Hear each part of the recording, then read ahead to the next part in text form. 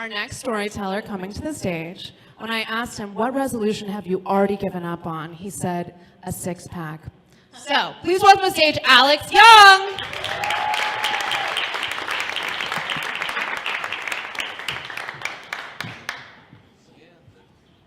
Get in there, Alex. Tell me when to stop. Now! Okay. Is that what your wife says? Taylor Orsi. Taylor Orsi! Give it up for Speaking of being Asian, I'm kidding. Hi guys, I'm Alex and I'm a recovering serial dater, man whore. You know, it was rough times just being single and, you know, just all my life I've always decided that, you know, I was going to, you know, just be the playboy, just date and, you know, whatever, it didn't matter as long as I got what I got. And so when I got to LA, I was on like all the dating apps for all the wrong reasons. Like I was on Tinder, Bumble, J-Date, catered all their Christmases, you know. If you got to a point where I was like on Craigslist, ooh, just kidding guys, I'm not a lowlife, right? But I did almost sleep with my landlord once after the rent was paid, which that's sobering for me because no one's ever looked at a landlord and was like, my. You and me? Yeah, that's a thing. No, I just tried my best just to, you know, go down that route without just falling off the deep end. And then I just had a sobering thought. I'm like, if I keep on this track, I'm going to be a 47-year-old bachelor in a bar wearing a fedora and negging women. That's just gross. Just like, hey, you look, your purse looks good for a trash bag, you know? Freaking gross. And the morning after I had that epiphany, I just deleted all my dating apps. I was like, no more of this. I'm not doing it anymore. I'm gonna go the old-fashioned way in Los Angeles. Yeah. Do it old-fashioned, baby.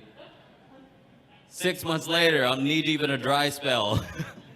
It's terrible. It looked like the Sahara down there, just like heat waves and mirages. Just back away. It's not real. It's not real.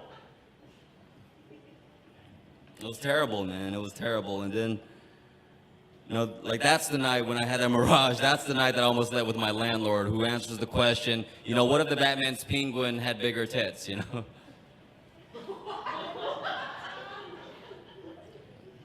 I was just like depressed, lonely in my own apartment, just sleeping on the couch, and that's when my sister, Kiwi, called me. Her name's Kiwi, don't ask. She called me and she said like, hey, you know, Christmas is coming up. You know, mom misses you, why don't you come home and catch up with the family? And I was like, no, I'm not in a good place right now. I don't want to see mom. I don't want her to see me like this. I'm broke. Can't afford the plane ticket. And she was like, I'll pay for your plane ticket. And I was like, okay, cool, I'll be there. I'm a comedian, I get paid in drink tickets, come on. So I'm there, I'm hanging out with my mom. It was always a good thing to like, you know, make that jump. So I'm talking to my mom, and then my sister invites me to one of her friends' parties. And I was like, no, I don't want to go. And I didn't want to go to that party because there's going to be a lot of Asians. Let me explain, guys, don't pull back. There's usually two crowds of Asians that, you know, socialize with each other. There's like the well-mannered, docile types that just play mostly board games and watch Game of Thrones. And then you have the other group that drinks Hennessy until they've destroyed all their relationships. Her friends were the latter. So I was like, nah. She's like, oh, come on, just, you're not doing anything tonight. There's gonna be food, there's gonna be booze.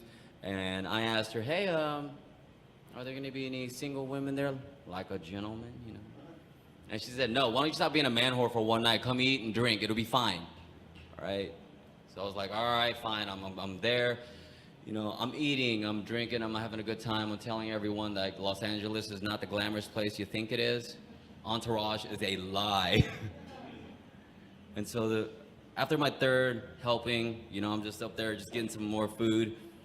And then I get like a little tap on my shoulder, and I look over, and it's Kiwi's best friend's younger sister, who I've never met. And I was like, hey, what's up? And she's like, huh, I've known Kiwi for 10 years, and she's never mentioned you once. And I said, that sounds about right. I'm Alex, and Christina, good to meet you. And I was just so taken aback by her. Maybe I was just horny, I don't know. But I looked at her, and all I could say was, you have nice teeth. And she said, oh, well, I'm a dental hygienist. And I was like, oh, maybe. Scored, you know? So I was like, okay, cool. And she said, how long are you in town for? Which in some of our books is like, let me get that dick. But I'm a gentleman at this moment, right? So I'm like, oh, just like for the weekend, and you know, we're laughing it up, talking. I'm just like trying to crack jokes. And then all of a sudden, boom, my sister and her sister, they break us up. Get away from her, get away from her. My sister pulls me over by the arm like a little child. And I'm like, what the fuck? She says, you stay away from her, okay? And I was like, I'm not that same guy anymore. I've been going to therapy. And she said, I don't care. You stay away from her. And that's the worst thing you can tell someone when you want them to stay away from someone. Because now I'm interested, all right? And the heart's what it can't have. So I have another drink, and I get some liquid courage, and I just, I find her later on in the party, and I walk up to her, and I just like, secretly I hold her hand. And I was like, is this weird? And she said, no. And then suddenly, the devils come again, and they break us apart. They're like, what the fuck are you doing? I told you to stay away from her. And I was like, why do you hate me so much? And she was like, it's not that I hate you, which, you know, she didn't deny that.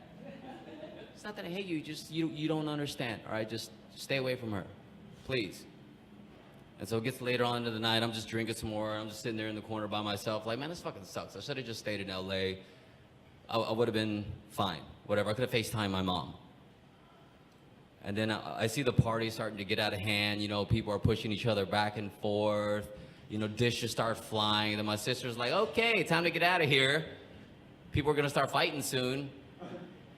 Like, all right. So I was like, okay, this is like a Hail Mary. I got to find Christina, and I got to ask for her number. So I do find her, you know, while they're calming people down, breaking people apart.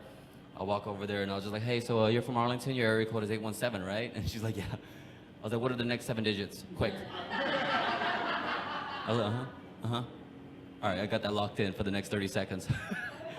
So I remember her number. Then my sister, like, she finally, like, pulls me away. She's like, all right, come on, let's go home.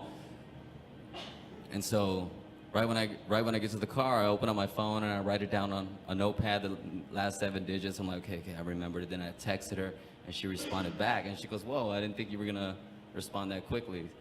And I was like, you know, you made an impression on me. Let's, you wanna see each other tonight? Can you come pick me up? I don't have a car. So I sneak out of the house that night along with her, and we hook up that night, and then we spend every day talking to each other from there. Even when I went back to LA, we're just talking back and forth, having a good time. I'm just doing my best to like not play any text games. And I was like, hey, here's an idea. What if we don't tell anybody we're dating? We're talking. We don't do the social media thing. What do we just talk? We can Instagram video, whatever. We can Snapchat. We can do all that good stuff. I just don't want it to go down in text messages. I just want to talk to you and get to know you. And she was like, okay, cool. And so it works out. We're long distance back and forth from Dallas to LA, LA to Dallas for the next 8 months. And in that time, we were like, okay, we should tell people we're dating. And she, you know, especially for her, because she like probably felt a little bad. I was like, okay, it's not, you know, I'm not dating anybody else. You can call me any time of day. I'll respond. I'm very lonely right now. And then finally we go Facebook official. Uh-oh, Facebook official. And immediately my sister calls me. What the fuck did I tell you about her? I told you to stay away from her. And I was like, what is the big deal? I like her, she likes me. I'm a different man at this point in my life. I'm gonna treat her well, okay? I'm not gonna hurt her ever. And she said, no. Here's the thing that you don't understand. At that party that you met her at, her ex-boyfriend of 6 years was there trying to save their relationship. Oops. My bad.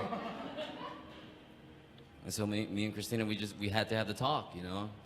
Spoke to her, I said, hey, You know, I really like you. I love you. However, if this, you know, thing that you have with your ex is bigger than you and me, I don't want to stand in the way of your happiness because I care about you that much. I told you I've been going to therapy. Healthy thought, nailed. And she said no, because I'm not gonna end this relationship for that, because him and I dated for 6 years and never once did he mention marriage. I was like, wow, that's rough. Loaded answer alert. Woo. All right, thinking to myself, be a man, all right, cool. And my response was, hey, if you make me your choice, and if we do this, I'm willing to make you first in my life, and I want you to treat you like the queen that you are, always and forever. And then 2 years later, I took her to Vietnam, and I married that woman on the beach, because I'm all about a good story, you know. Guys, I'm Alex Young.